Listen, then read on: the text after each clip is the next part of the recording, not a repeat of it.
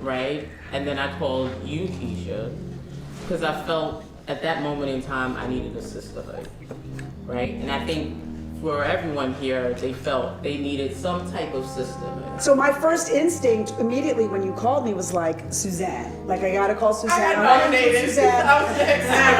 And then we were like, let's call Hesna. Because not only is it just, for me, the need for us to gather as women and have a sisterhood in that way, but also for us, because we have such a common experience in our lives. People love to know, how we are families and how we are connected.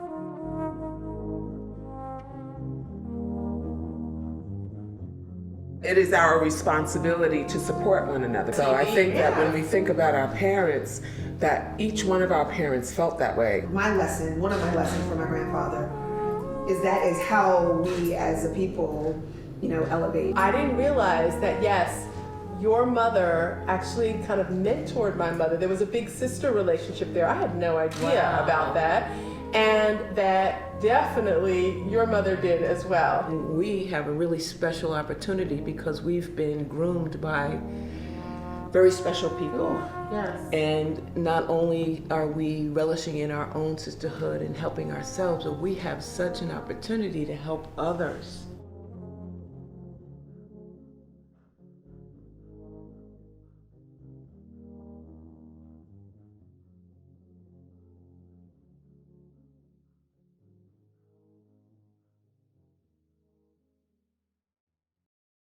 Greetings, everyone. I am Brittany Packnett Cunningham. I am an activist, a writer, an educator, and host of the podcast Undistracted. And I am so thrilled to be with this incredible gathering of sisters known to you and to many of us as the Daughters of the Movement. We've got so much beauty here, so much brilliance here, so much wisdom that is gathered here. And I'm excited for us to dig into the things that really matter. We've already been chatting, checking our makeup, yes, sissing each other. So let's keep having that family conversation. And I'd love to make sure that everybody watching gets to know exactly who you're going to be able to hear from. So I'd love for each of you, starting with Miss Gina, to tell us who you are and tell us why co-creating Daughters of the Movement was so important to you. Well, thank you so much, Brittany. So thrilled to see you and to be gathered here with my sisters. And thanks to NAN for giving us this platform once again. I'm Gina Belafonte. I'm an artivist and the executive director of Sankofa.org. It's a nonprofit organization founded by my father, Harry Belafonte, that works with artists and thought leaders in partnership with grassroots organizations, using art as a tool to educate, motivate, and activate artists and allies in service of grassroots movements. Well, listen, my sister called me and said, I want to have a gathering of some other women who have a legacy that they hold, and there's a common bond between us, and many of us don't know each other. And so when she calls, I answer. And in developing and creating this space that we hold together has become quite a sacred space for us, a beautiful sisterhood, and an opportunity for us to really be in community with each other and commune in a way where there's some shortcuts, because we have a shared lived experience that some folks don't understand the nuances of. Sure. I will let my sister Stacy tell the origin story and explain a little bit more about who she is. But this is a sisterhood I hold very sacred and dear to my heart. And I'm grateful that Stacy called me. That's perfect. Stacy, why don't we come to you next? Absolutely. And I'm going to say it again, Brittany, I'm a big fan of yours. We all are. All right, the feeling is very mutual. Okay, so tell us this origin story. What, it's superheroes have origin stories, right? So I want to know you all. Well, listen, I'll say we're all superheroes. Originally, when people ask, or they would say, you created Daughters of the Movement, and I've shifted that narrative because this is something we've all created together, right? In 2013, my father, Bill Lynch, who was the mastermind behind electing the first African-American mayor of New York City, David N. Dinkins, senior advisor to Nelson Mandela, Hillary Clinton, Jesse Jackson, the list goes on and on and on. He passed away in 2013, and a big, powerful, all-encompassing figure like that leaves a hole in your life and in many people and their lives, right? And so, for a few years, I almost felt like, I don't want to say lost, but I was like in a different headspace and zone, right? And in 2017, I'll never forget this moment. I was working at City Hall as a senior advisor, which, Brittany, I know in politics and organizing, that's, a tough field. And so, I felt like I was in a space and a surrounding where people didn't know my life experience, who I am as a person. And I said, I need my sisters, right? And I called Gina Belafonte and I said, hey, G, I call her G. All right. I said, hey, G, I have this idea about, coming together with other women with very similar life experiences. I have a sponsor, and the sponsor was really me, right? I have a sponsor that's willing to pay for dinner. Let's convene a bunch of women. And Gina called her network of women, and I reached out to my fellow sister, Keisha Sutton James. And I said the same thing. Hey, Keisha, I have this idea about creating really a safe space for women to come together and share, things that are important to them, cry a little bit, fight a little bit, right? Come back together as sisters. And Brittany, it's been one of the best decisions I've ever made. I love that. I love that. Keisha, I'd love to come to you. Tell us about yourself and why being a part of this sisterhood matters to you so much. So clearly it does, because I just got a chill when Stacey said what she said. I literally got a chill over my body because it's so true. I'll say I had this, the same experience, but I feel amplified because I was the only grandchild. First of all, I was an only child, and I was the only grandchild for 25 years to Percy Sutton, who was Malcolm X's attorney, family attorney to the Shabazz family. We have Ilyasa as part of our sisterhood. First Manhattan Borough president, first Black man to run for mayor, and et cetera, et cetera. But it was, because I was an only child and seen as very different because I was Percy Sutton's granddaughter, and that was a big deal in growing up in Harlem. I did feel like I lived a rather lonely existence, and I most certainly didn't have, while I'm a really sociable person, I didn't have a sisterhood I knew some of these sisters, but we had not come together around this common experience. And so the intentionality about saying, hey, I know your life. I know what some of your pressures are. I know what some of your burdens are.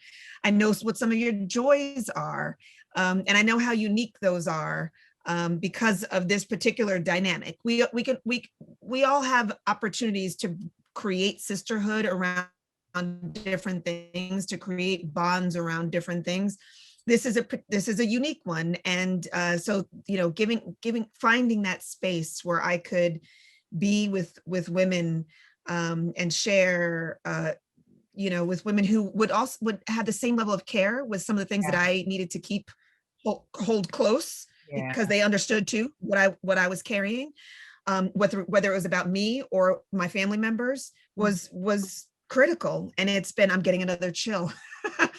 It has been one of my life's biggest blessings. And I'll say one last thing about it is that we're doing exactly what our parents, and in my case, grandparents did, which is hold one another up, and to have this system where we are supporting one another in the same way, and with this, the same people, multi-generational kind of lineage of holding one another up is I know that the ancestors are beaming with pride with what Stacy has started.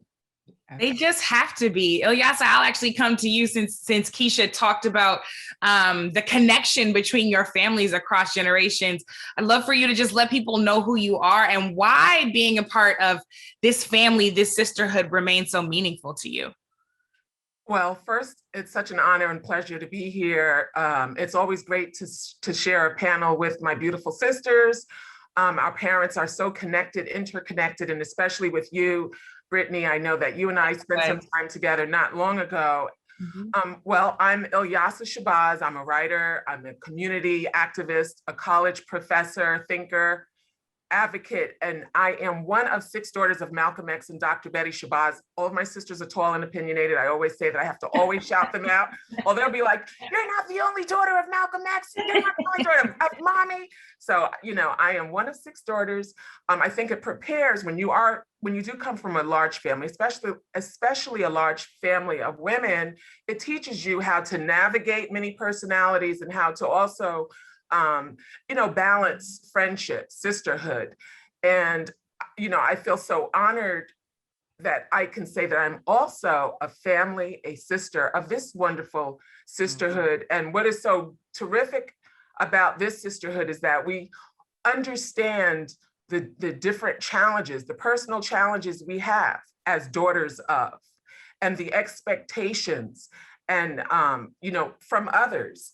And so it's just a wonderful space to be able to come together to share, our progress, our personal, intimate challenges, and to hold one another up. And we decided that this would be just so inspirational to bring to others the importance of sisterhood. My father said that a society is based on the progress of its women, and we know we are some dynamic individuals, and we are nation builders and everything else wonderful and terrific. And so we are so happy and honored to share our sisterhood today with you, Brittany, and with everyone else. I love that. And I would love to continue this part of the conversation with you, Dr. Muhammad.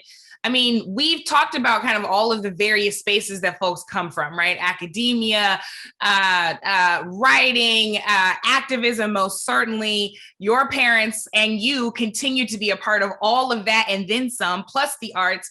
Talk to us a little bit about who you are and why Daughters of the Movement is so impactful in your life. Certainly. Brittany, first I need to say that you and your work is exactly what my parents were talking about. Oh, God bless. You're doing that work that they knew had to be done. Absolutely. As you said, I'm a writer and photographer and educator, and my work focuses on elevating the human condition. I'm an advocate for elevating the human condition. And all of those elements enable me to do so. And I feel very comfortable building capacity in others in all of those ways. I have a sister also, and in addition to Nora, I have these 6 beautiful women who are my sisters. And while every child needs it, especially women, we need mirrors, we need reflections.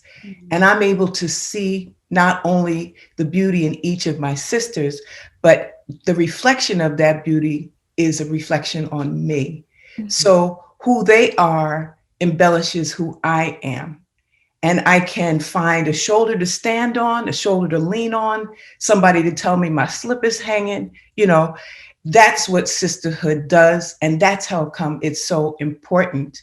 We kind of mesh together because of the legacies of our parents that mesh together. And while we don't have the same struggles that they did, we have our own, and we have the wherewithal and the desire to continue the work that they did in our own ways and continue the legacies so that other people coming behind will know from whence they came and know the work that still needs to be done, like that work that still needs to be done.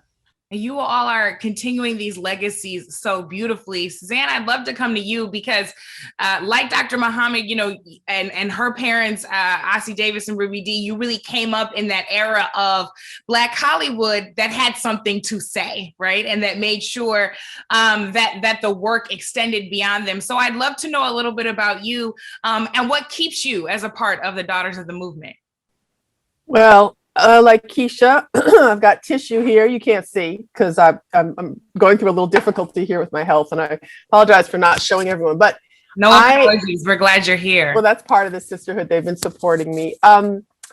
You know, I get very emotional about this too. So Keisha and I were the only children of the group. And I also, my family moved to California. My parents were divorced when I was 2.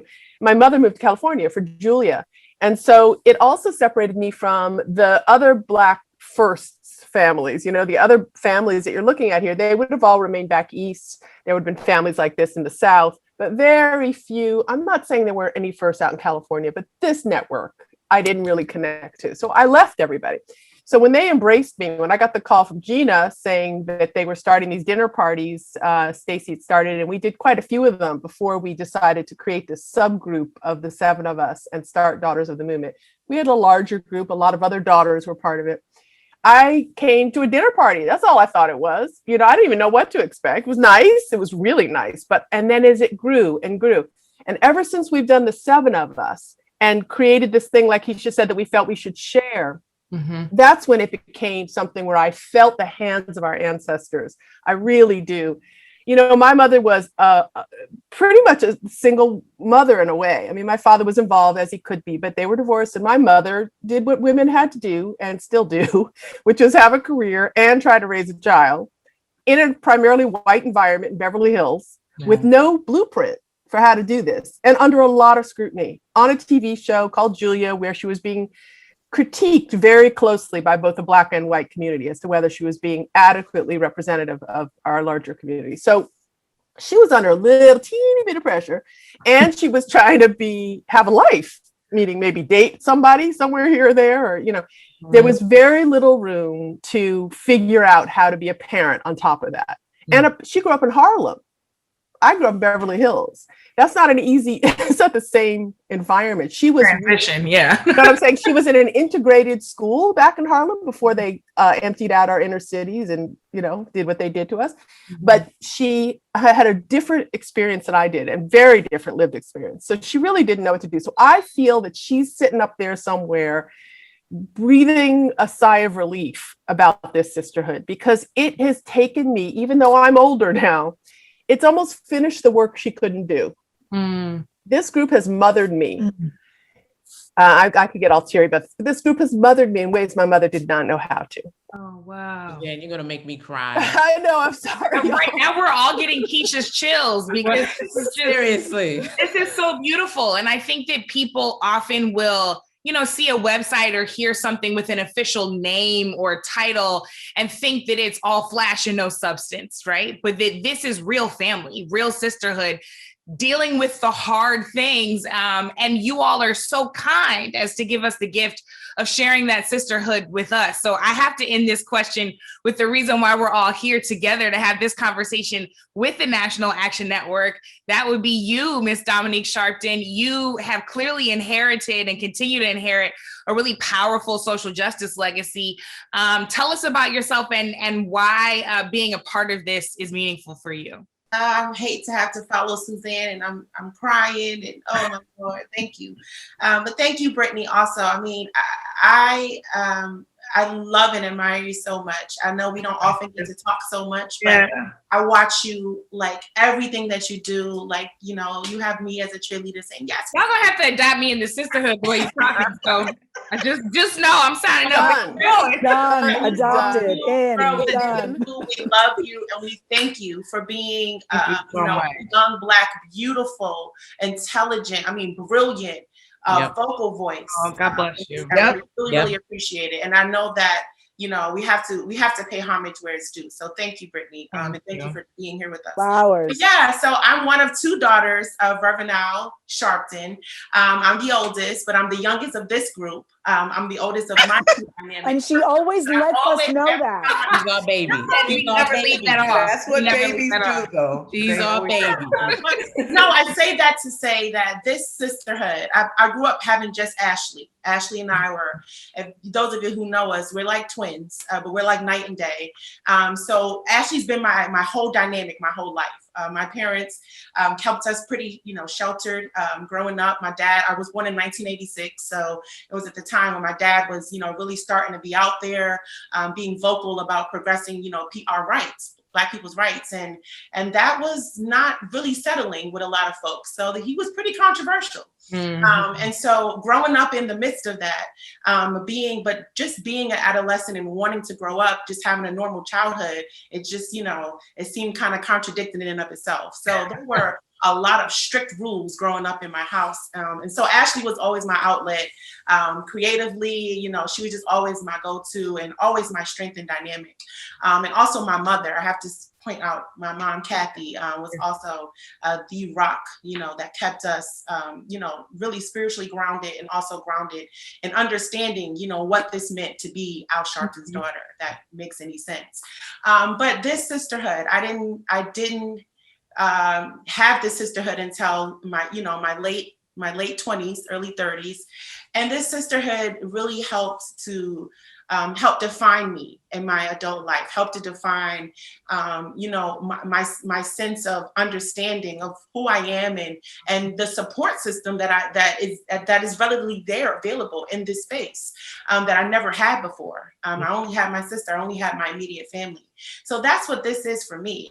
This is like, one of my Bibles, or one of my, one of my things that I need every day to continue going. Yeah. And it's something that I appreciate that is not wavering. So a lot of it, like growing up, I had a lot of friends that wavered. They came in my life for a minute, they got what they wanted, or if they wanted anything, they got what they needed and they moved on. And I never really, not to say that I didn't keep in contact, but, in terms of the closest and friendship, they were gone. They're gone. Yeah. For a moment, they're gone.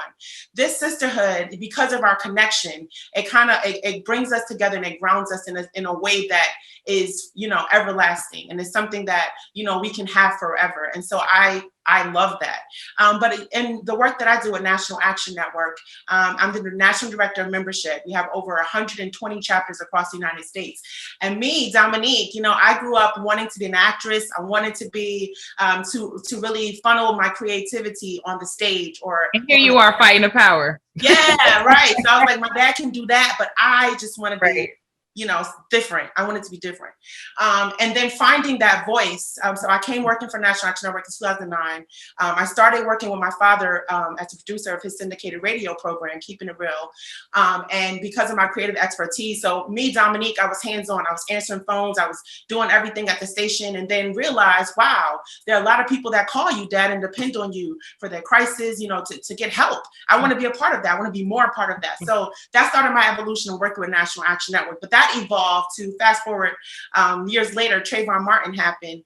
And as a young person, I was so enraged. I had seen, Amadou Diallo, I had seen Sean Bell happen, and I had seen the injustice happen, and it was outrageous. But to see the Trayvon Martin situation happen was a big realization moment for me to say, we need more of us. We need more young people out there doing this work. We have a voice too. We have a place too. Like, let's pull up. Like, it was that kind of energy. Yeah. So all of that BLM, the movement erupted, and it was like, yes, this is what we need. This is the energy. And then George Floyd. Okay. So now we're still dealing with, in the time, how we can define our own voice and how everybody now with social media can be a part of that. But how does that look like individually? What are we doing individually to amplify our voice and as a collective for the movement to progress? And so that's kind of where I want to kind of bridge the gap and bring people together from all different walks of life, from all different networks, to say, look, collectively we came together more.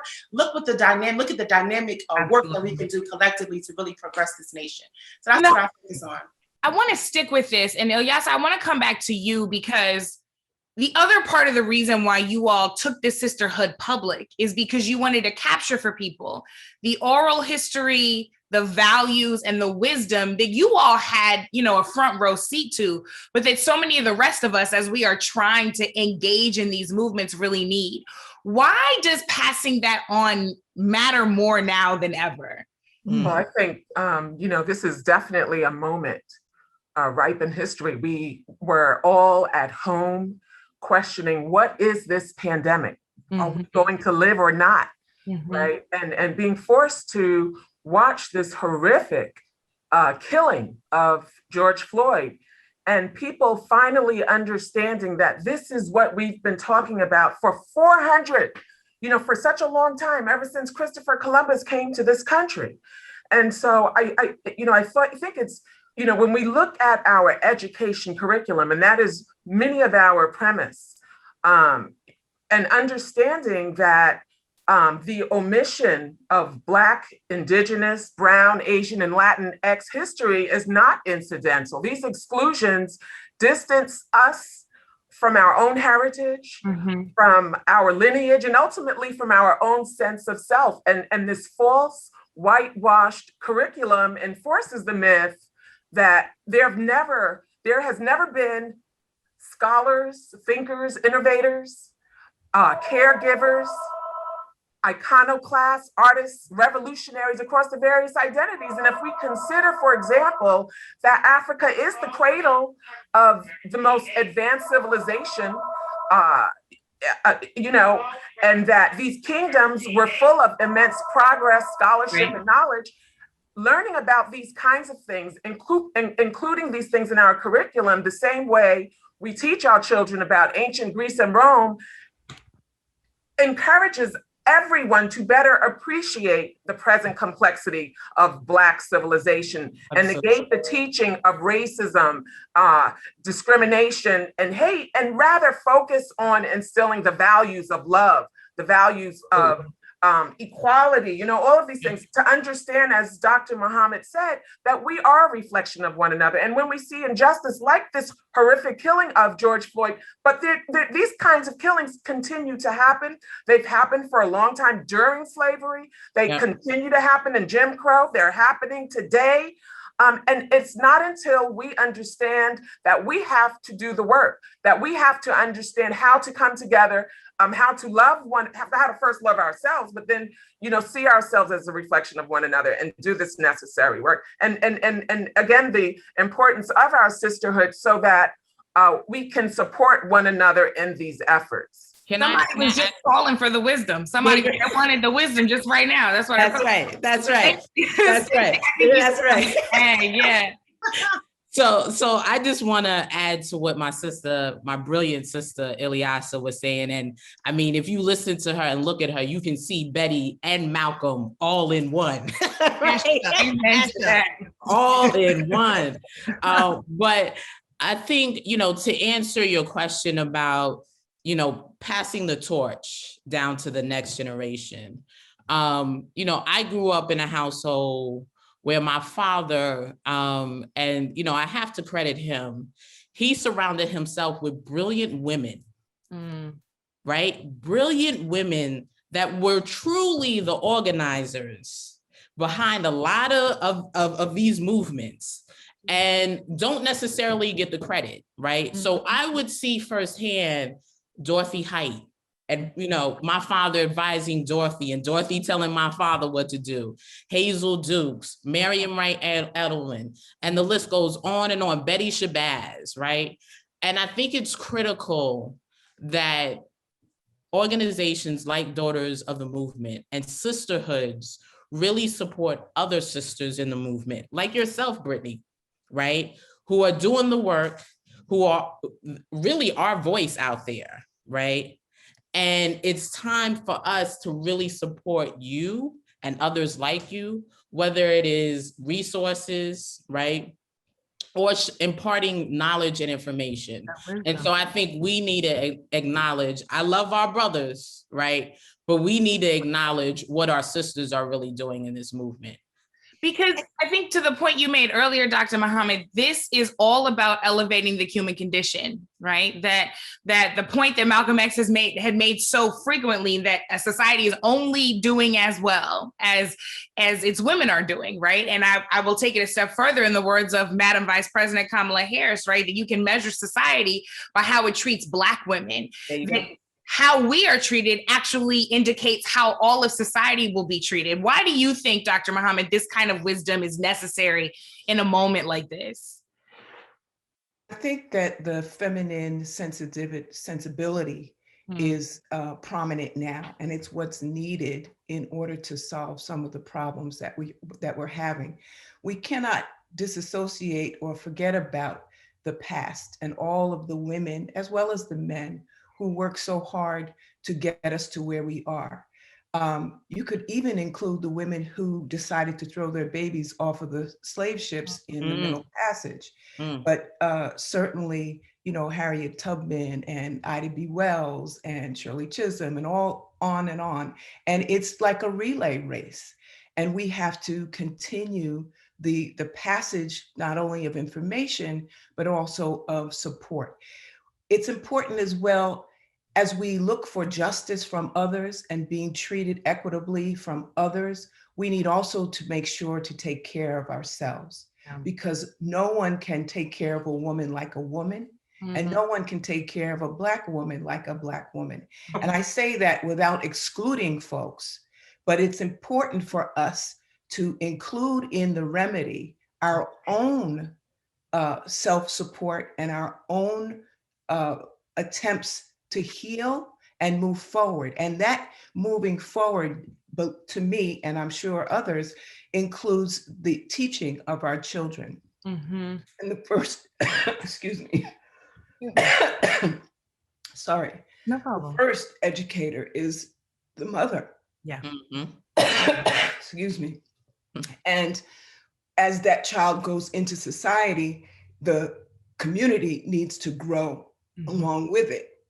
And in that teaching, in that education, formal or otherwise, we must learn also to care for ourselves, teach our daughters and our sons to care for themselves and others, and prepare the baton, repair the baton, lengthen the baton, turn it into whatever it needs to be in order to reach back and thrust forward those among us. Suzanne, you talked a little bit in your introduction about just how much care you have gotten from this sisterhood, right? How much the strengthening and lengthening and repair of that baton you have actually experienced with this group of women. Why do you think it's important to make sure that the sisterhood is actually a legacy, right? So that it doesn't just stop with the last generation or with this generation, but that it actually continues. Why do you feel like this is the right thing to invest in? I can't fully answer why Black women have what we have. I don't fully know what it is. There's a saying I heard that we are like the pupil of the eye. The pupil is the darkest part of the eye, and it's where the light comes in to the body. And there is something that we carry. It's an accumulation of lived experiences that goes back to probably before we landed on this land here, before we came here. If you have any sisters that come from Africa, you can attest to that. So it's just something in us. And I wish I could put my finger on exactly what it is, but I don't know. But we have been trained at times to undervalue whatever that is. And so that's what, Ilyasa was talking about, and what, Hester was talking about. This is this thing about being miseducated. So if we don't, and maybe the younger generation of Black women have a better understanding of this, but I know that a lot of them still need a reminder constantly, this reflection, the word that keeps coming back in this, a reminder that it's not just that we have, some abilities. We need to be leaders for the whole of creation. Really, this country is not going to move forward. I mean, clearly we're doing it for Black people, but this whole country is not going to get anywhere until we understand, and then we help them understand that, you know, something my mom always said, which is that she didn't want a seat at the table. She wasn't grateful for a seat at the table, that she felt those already seated needed her there. And that's the truth of it. And that's, we have to make sure that our children, this next generation, understand that what they're doing and what they've inherited is necessary for this country to come close to what it claimed it wanted to be in those founding doctrines. So without us, it's not going to happen, period. Yeah. So that's why we carry it forward. We remain the protectors of the democratic project, right? Even though it did not include us in its very creation. So let's talk about that democratic project a little bit, because you all are continuing the legacy in so many ways through the modeling of what sisterhood truly looks like, and also in the political world. Keisha, you are running a campaign right now. I'm assuming in part because, you know, obviously you've seen political activity and engagement throughout your family history, but also because you understand that you need to be at the table, that we need you at the table. So talk to me a little bit about how you view politics as a key lever for the work of the Daughters of the Movement. I mean, in my hometown of St. Louis, we just saw the election of Tashara Jones, our good sister, who herself is the daughter of the movement, because, you know, Vervis Jones, her father, was a longtime politician in St. Louis and leader in the Black community. So we're starting to see some success of Black women and Black women who come from the kind of legacies you all come from, engaging in political leadership. So why that pathway for you? Why does this lever matter?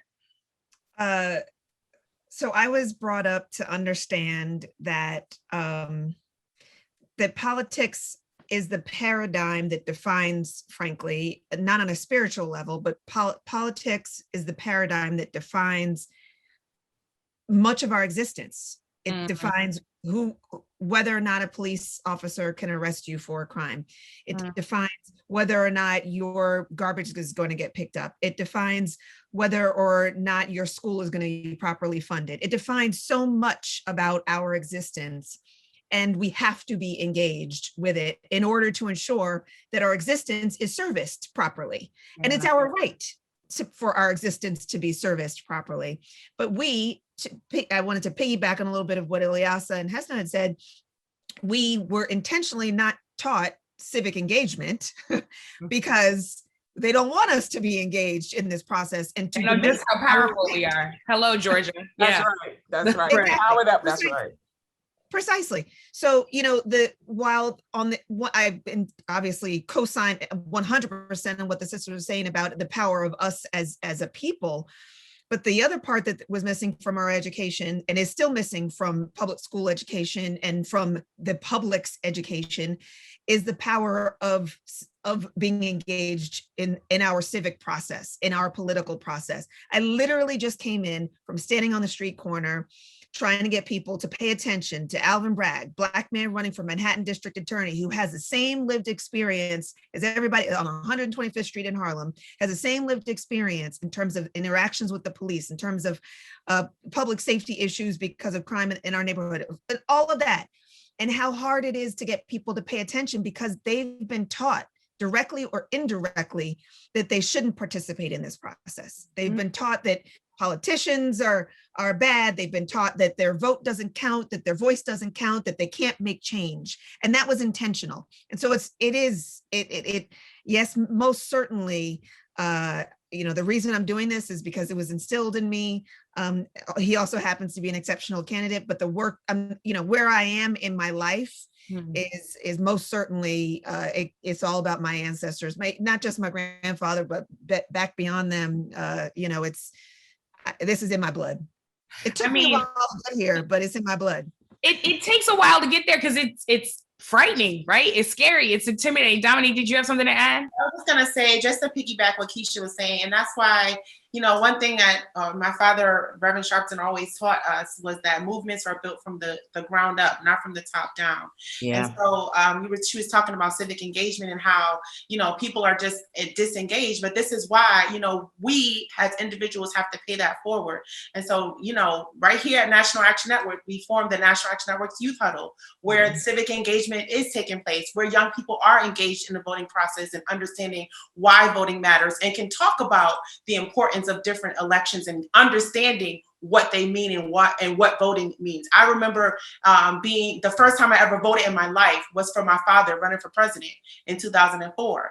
And so, yeah, it's crazy. And so now, Ashley has founded this National Action Network Youth Huddle, where candidates like Alvin Bragg and Stacey Lynch come, pull up, and talk to the young people about the engagement process of voting. And sometimes it just starts with that. It starts with young people feeling like you care, feeling like the candidates care about them, feeling like their voice does matter and that their votes do count, and not just seeing them, when it's time for an election, but seeing them all the time in their community, pull up to where they're learning and where they need, the support and leverage that they are looking for to really help them in their lives. So, speaking of candidates, we've got one right here on the panel among the daughters of the movement. I can't ask the politics question without coming to you, Stacey. You did the hard thing. Yeah. You put your name in the ring. That's right. I'm on the ballot. Yeah. What does it feel like to be in the arena, knowing where you come from and what your city needs to do moving forward? I mean, listen, if I would lie to you if I didn't say I wasn't scared, right? There's always scared, girl, scared. Doing it anyway. But I'm doing it anyway. I'm doing it anyway, right? I mean, listen, there's always a fear factor to this. And Brittany, I'm going to be really honest. Like, I worked for a very progressive mayor, right? And, I felt like the policies weren't progressive enough for us, right? Mm-hmm. And so when I'm the only Black woman in the room, right? When I'm the only woman in the room, oftentimes, right? That fear that I have can't compare to that need, right? To have a diverse group of women, people of color leading this city, right? And so, I was scared, Brittany. I said, oh my God, am I really doing this, right? But I've also been in those rooms where I had to fight back on policy that was hurtful to us, right? And so I'm used to my voice shaking or trembling, right? And I made a very conscious decision very early on in this process that I would be true to myself, true to my community, right? And that, fear that's inside me, I have to compress it because I'm here for us. Period, point blank. So we're fighting the fight in the political realm. The other lane to this always is arts and culture, right? Because the two inform one another. Sometimes culture changes policy, sometimes policy changes culture, but they're always talking to each other. Gina, you are an expert at that particular symbiosis, right? You are constantly thinking about how can we pull the levers of art and culture to make this thing work. And one of the ways you're doing that is through Clubhouse. I know you always keep your finger on the pulse of what's popping. And we are on Clubhouse talking about all kinds of things. So the Daughters of the Movement has a series on Clubhouse. Talk to us about how you all are thinking about bringing in all of this wisdom and this history and this work into this kind of current cultural landscape. How are you approaching that? Very intentionally. One thing I wanted to just say about Stacey's fear is that it's not just compressing it. It's a deeper understanding that her fear is shared among the community in terms of how to access a healthy, wonderful, connected life. Yeah. And I think, Stacey, I would say that your fear is fueling you. Absolutely. I don't think your fear is compressing. I don't think you push that down. That's because right. when I hear that shake in your voice, that's powerful to me. Yeah. That's the power of vulnerability. Yeah. To bring that forward. You received that, Stacey? Yes. Because I'm gonna repeat it for you and pass. Yeah. I mean, that was a good word. Absolutely. It is driving me. Absolutely. There you See, go. my sister there. That's sisterhood. That's sisterhood. Continue. And that's something that's so amazing about this sisterhood, is that we can really hold each other accountable in a way that helps us grow individually. Absolutely. That helps us have a deeper understanding of who we are. Therefore, when we present ourselves to the community, we're that much more empowered, not only by ourselves, but the support system that we provide for each other. So as it relates to Clubhouse, which is a very interesting audio platform that started last year, earlier in the year, sort of right after COVID lockdown. I was invited to participate on the platform, and for me at first, it helped me pivot some of the work that I was doing in our nonprofit at Sankofa. We immediately pivoted from our cultural events that were in-person events to having to come up with creative ways to virtually, do outreach into the community. And we started doing meditations, I started to facilitate 2 guided meditations every single day for 4.5 months. Because I was determined that we were going to be there for the community as it related to our mental health, with so much that we weren't certain about what was going to happen. Not only what was going to happen to our health, but what was going to happen to our jobs, what was going to happen to our income. And a lot of people, live in the future. They project into the future. Oh my God, if I don't do. So I saw the opportunity on Clubhouse to be able to reach a wider community. And because the app has an interesting cross-section of people engaging on it, it has gone through many different cycles and flows of participation. I thought it would make sense for Daughters of the Movement to have a club on Clubhouse so that we would be able to reach folks who were interested in what we had to say, but didn't know or have a clue as to who we are. Like today, for instance, we're with NAN, right? NAN has a sense of the legacies that we all hold.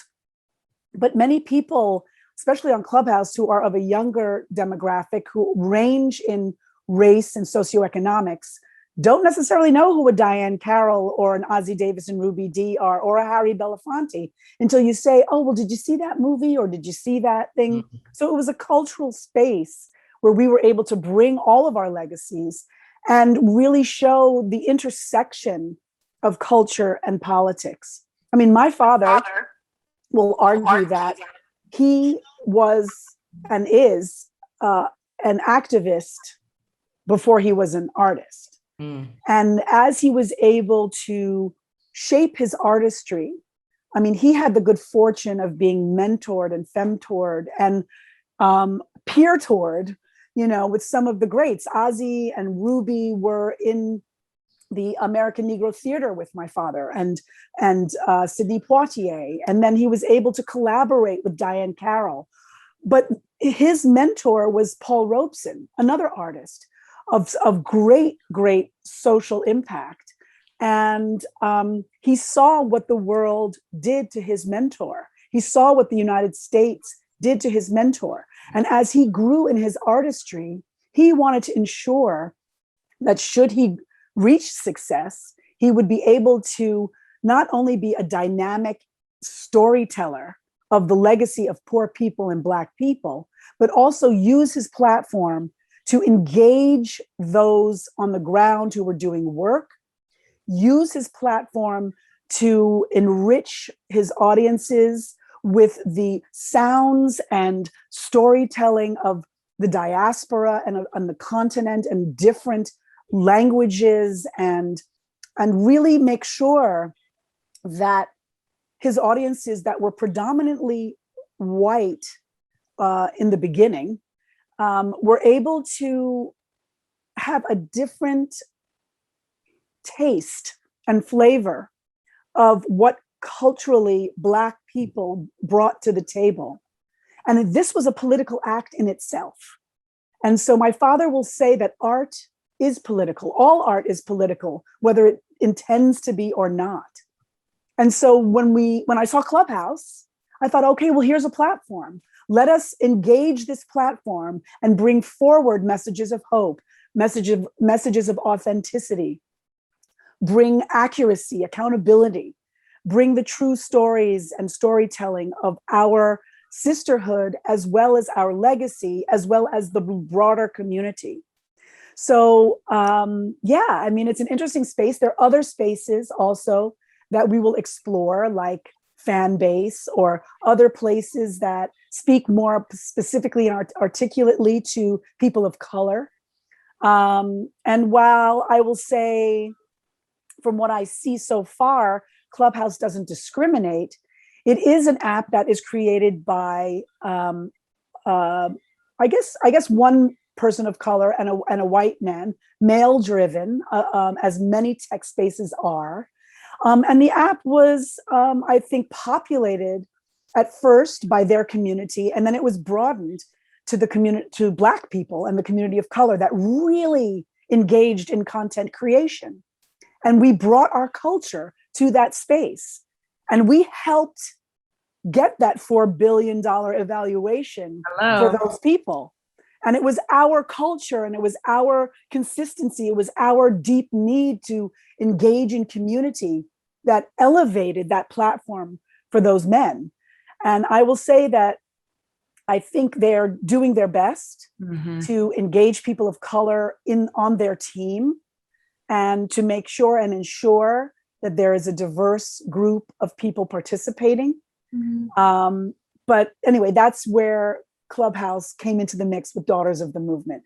And we hope to be able to bring, with much intentionality, opportunities for not only people to hear from us and our journeys and our stories, but also we will share our platform with other sisters and other daughters, so that there will be a wider net thrown out to engage the community at large, to participate in this discourse and conversation around education, around health, around politics, around history, and culture and art. And can I add, we Brittany, also can have I just a good. add, Brittany, can I just add that this is an example of a reflection and standing on a sister's shoulders, because Gina was a brilliant director of a Clubhouse production of For Color Girls, Suicide When the Rainbow Is Enough. And it was a brilliant job that inspired me specifically, and I'm sure all of us, to look at that platform a little differently and to engage in it in ways that we hadn't necessarily thought to do. So this is a fine example of how our sisterhood elevates each other, because Gina did a fabulous job, and I believe it'll be coming again, and I'm sure she'll. Will we get an encore? Yeah, she'll post it or something. Yes, we're going to be back on Clubhouse in the UN 75 Club, because that's another thing we do, is while we at Sankofa love to talk about the work we do, we're always in collaboration. We love to shine a light on other artistic and cultural partners. And so UN 75 Club on Clubhouse will be hosting For Color Girls Who Have Considered Suicide When the Rainbow Is Enough on April 17th at 3 p.m. PST. So please, those who are on Clubhouse, join us there. I'm excited to bring the opportunity. And I will say this about that, and thank you, Hesna, for highlighting this work, because traditionally the work has 7 characters. And I did 3 rounds of auditions on Clubhouse, and it was so clear that the community of Black women and the community of people who identify as women on Clubhouse, how they really wanted to not only bring forth the ancestral gift that Ntozake Shange gave us, but also live through this material their own experiences. And so I ended up casting 17 women to carry this text forward. So it was a great, truly a choreo poem. I love yes, a true choreo poem. And we had the original director, and we had original cast members of the film and the play. Carol Maylard from Sweetheart on the Rock, who was in the original play, Alfre Woodard, CCH Pounder, and all of them came forward because this work really is a space and a place where Black women of the diaspora can hear their voice. Yeah. And it's not like changed and shifted and articulated in a Eurocentric way. It's authentic to the voice of the incredible diversity of Black women, because we're not a monolith. No. As you can see represented in our I was gonna say, this is a beautiful exemplar of just how many shades and all dimensions that we possess, right? And the multitudes that we carry. I could have this conversation all day with you all, and I'm gonna crash one of you all's dinner. So just let me know when the next one is. I'm gonna be there. You're invited. Come on. I'm coming through. No need to crash. But before I go, I'd love to ask this last question to each of you, because you all have been carrying on so many ancestral legacies in such beautiful and dynamic ways. Each of you has continued to contribute so much to our community, to our country, to our world. And we didn't get to necessarily have audience with all of the people that you grew up calling mom and dad and grandma and grandpa. What is, from each of you, the wisdom that has carried you throughout the incredible work that you're doing? Is, if there's one piece of wisdom that you got from those who passed the legacy to you, that has helped you continue it, what is that wisdom? Stacey, I'm going to come to you first. Woo, Brittany. Okay. So, you know, we want the goods. We want all the absolutely. So, you know, last week I had an interview with a reporter, and it brought me back to some of the things that my father would say. And he said two things that stuck with me. One was, you can always come home, right? Yeah. So that meant, like, if you mess up, if you trip, right, you can always come home. And then he would always say to me, in addition to that, you always have to come back home, right? So when I'm in these rooms thinking about, is this policy right for this particular community or neighborhood, or the mama who raised me, right? Like, you know, you think about stuff like that and you say to yourself, I have to do the right thing by my folks because I'm coming back home. Yeah. So, you know, he was brilliant, very, very in tune with community and making sure that community get what they want and what they, you know, ultimately need. And, you know, it all started with home, right? Coming back home. I love that. So you can always come home, and you always got to come home. You got to come back. That's Keisha, right. Keisha, how about you? I am sorry, my Wi-Fi went down right when you were going to ask the question. What was the question? It's okay. I would just love to know that one piece of wisdom that you got through your family legacy that has continued to carry you throughout all the incredible work you're doing. Oh my God, that's so hard.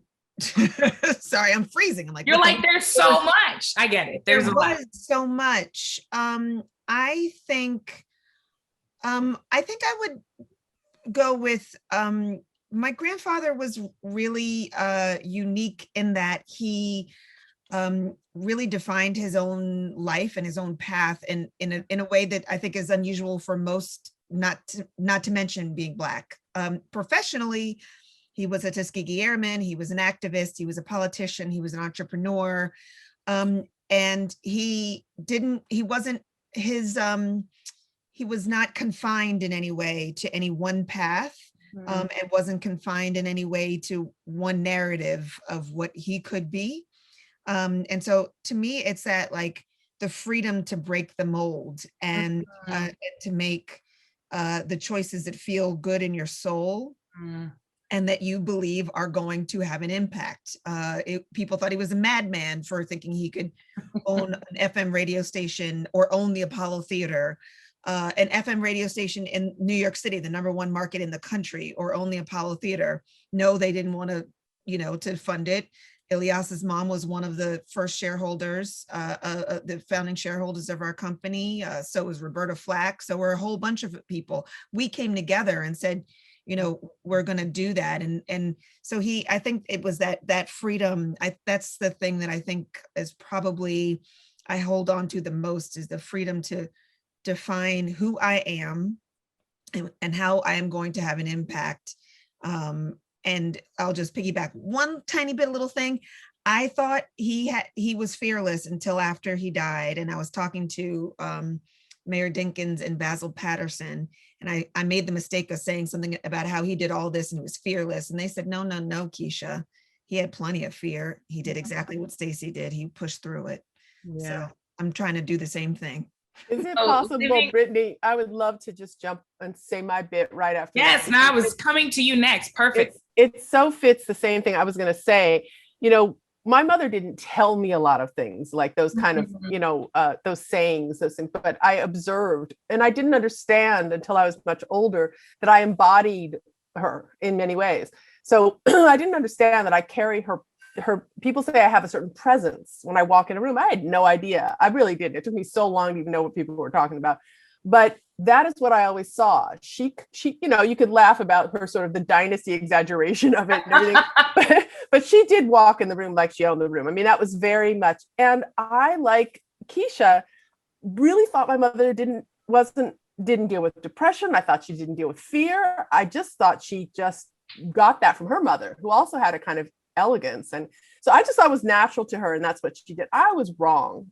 It was natural to her, but after she passed away, I found tucked in the back of her bookshelf a diary, which I know she left for me. My mother did not make mistakes. Like she left me a lot of material after she passed. And I'm working on a documentary based on that diary right now. I'm a writer and a filmmaker as well. So I know she left this to me because she left notes in it for me. She's very funny, but she admitted there all the different times from the very beginning of her career when she had to deal with that fear, when she was grappling with it in such vivid detail. It just really got to me. Beautiful, powerful things about, having to have her hair look a certain way and how that made her so angry. It always had to look this way. Because back then, you didn't walk in the room with natural hair. Like there was it was not a lot of wiggle room for what was acceptable if you were trying to have her career.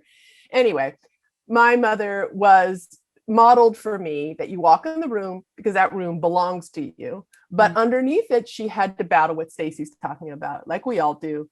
And she did it with really healthy means sometimes and unhealthy means sometimes. And that's just our true legacy. That's the reality of it. We do struggle, and that you shouldn't pretend. And don't look up to my mother or any of these figures that we're talking about and think, oh, I couldn't do that. They were bigger. They were superpowers. That's just not true. They were audacious. Yeah. And they had support of one another, but they were scared also, really scared at times. It's just, there was something much bigger than their fear, which is their determination. That's all. That's the only thing. I'm just going to jump in because I know we're running short on time and I can't moderate if Brittany leaves. So. No, we're okay. We're okay. Okay. It's everybody. I promise we're good. Thank you. Suzanne, I know we're all so excited to see that film and to continue to see your beautiful work. Because ever since your mother on A Different World, A Different World, right? I really was obsessed and started to realize that I could throw my shoulders back and my head up and walk into rooms like that despite what I was battling inside. So thank you all for continuing that work. Gina, I'd love to know, you are doing so much. What's the wisdom? And we're fortunate to still have your father here. What is the wisdom that you have brought forward into Sankofa and all the beautiful work you do? Well, it's interesting. There's like all of us, I'm sure there's so many things that that come up and could be answered to this question. But one thing that keeps coming up for me is that both my parents are always interested in other people. They're always inquiring about other people. If you get into a cab or if you walk down the street with my father, he talks to everybody. And it's not like he's just waving, he literally wants to know, like, where are you from? How long have you been in the United States? Or what's your favorite food? I mean, he really gets into speaking to people. And my mom also is just fascinated with other people and other foods and other countries and other cultures. And so I think that one of the things they've taught me in particular is that there is value in everyone. Mm-hmm. And we have an opportunity to learn from everyone. And I think that's why my collaborative nature is the way it is, because I think that sharing and being in community and learning from other people enhances who I am and how I walk through the world and the knowledge that I have. And, I don't boast about a lot of stuff because I'm more interested in boasting about other people. And I guess the way in which I boast about myself is sharing what I know about other people and uplifting their platforms and engaging and shining a light on the work that other people are doing. And so I will say that that is the wisdom that I have gotten, is that I feel like there is value in everyone, every single person, and especially those who are challenged and in spaces where they feel disconnected. Yeah. Because that's where you can learn really the most, and also an opportunity to connect. That's right. That's right. How about for you, Dr. Muhammad? Well, as a couple, as a family, they instilled in us similar wisdom as Mr. Lynch did. Mm-hmm. You can always come home. You must come home. And you can do anything that you need to do at home. And they, as a couple, exuded love, art, and activism. That's what we use to describe them. But as individuals, my mother was a fierce advocate for equity. Yes. There are many stories I can tell you, from Raising in the Sun to other things. But if you think of American Gangster, and when she slapped Denzel, says, I will leave you. That's the fierceness I'm talking about, not that Velvet Ruby D stuff. I'm talking I saw that movie. My sister and I, we looked at each other like, whoa. And then my father, he always taught us grace. There was nothing that could not be solved with grace. And that you may have to sit a minute and look for it and find it or wait for it to come, but it can always be addressed with grace. And I think that shaped his personality and the work that he did. So that's what I got from them. Love, art, activism, fierce advocacy for equity, and grace. And you're carrying it forward so powerfully. Dominique, Ilyasah, you're going to close us out. Dominique, we are seeing so much of that wisdom in action through you. What's been the most meaningful for you? What's that one piece of wisdom that you've been using to propel you forward? And I think I hear my father's words in my head, like at least 20 times a day.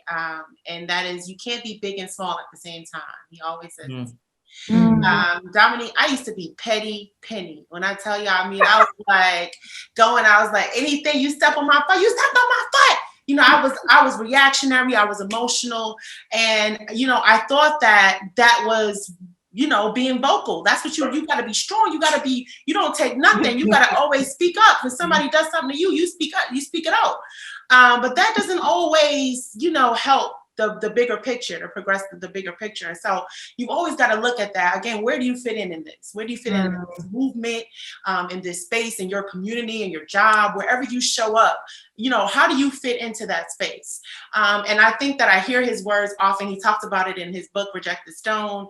But you can't be big and small at the same time. And for those of you who, you know, want to, you know, look up transformational leaders, I think Reverend Al Sharpton will be on that line, not just because he's his daughter, but because I have seen like the transformation that he has even made as a leader to get to the next level and to help progress the bigger picture, the people. That's what it's about, to the next level. And so as me now, even in all the work that I do, I'm also a mom. I have a 2-year-old son, Marcus Al.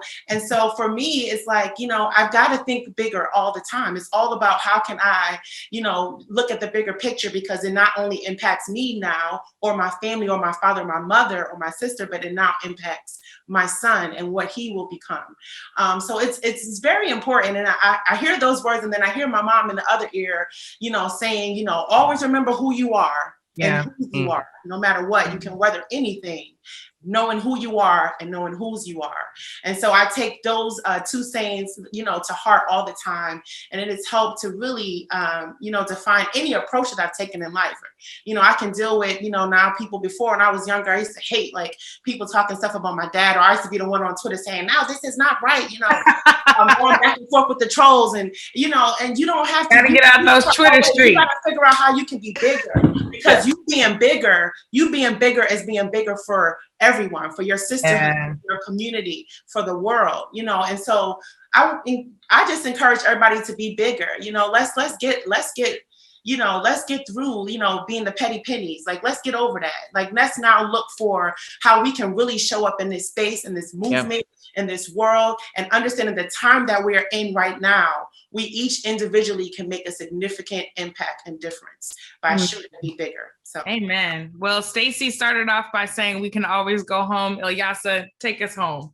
Okay.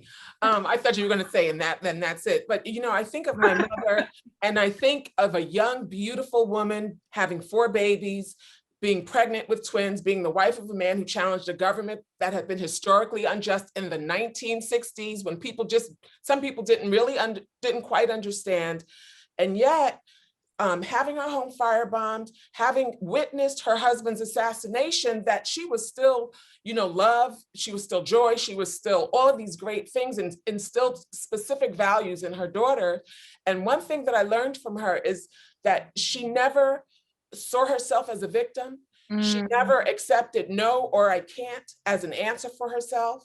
When I think of my father, I think of controlling the narrative, that we have to control the narrative ourselves, because we were here before Christopher Columbus. We were here before someone decided that they were going to change our education curriculum. We are the indigenous people of the world, of the Philippines, of Europe, of Africa, of the Americas.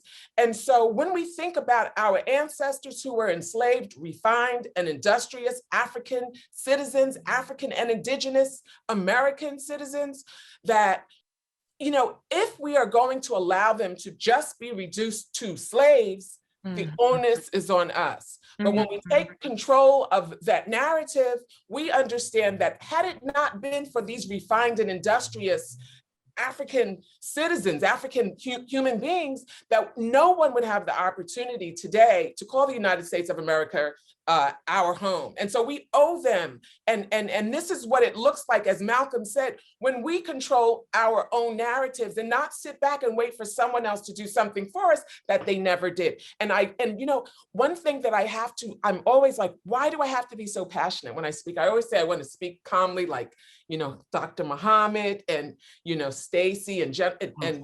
We can say I don't know what happened. I can't do it either. I can't do it. Take me out that it's all group. because we love really hard, and we understand, and we have seen some things, you know, and you know, it can almost be more than we can bear, but we know God gives us no more than we can handle. And so again, just having such gratitude for the women doing the work, and also holding up our men and our brothers.